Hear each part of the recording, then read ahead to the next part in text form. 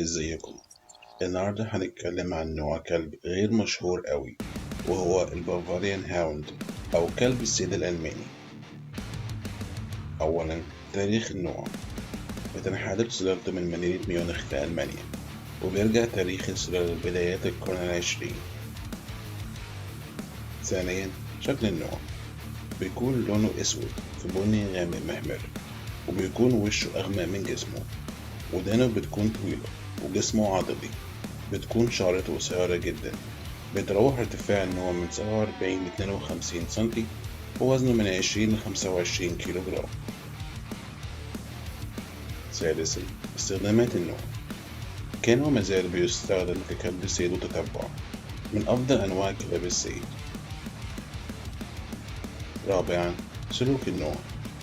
كلب شجاع، هادي وعنيد جدا، شرس وشخصيته مستقلة.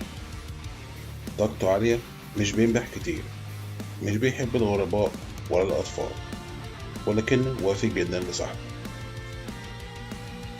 خامسا، رأي الشخص.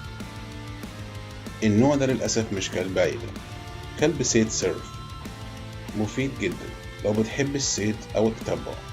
من أفضل كلاب الصيد اللي لسه محتفظة بجيناتها قوية ومحصلهاش تهجين كتير. بيتميز بقدرته على الصيد في الغابات أو الجبال. شكرا للمشاهدة. لو عجبكم الفيديو متنسوش تعملوا لايك وسبسكرايب. سلام.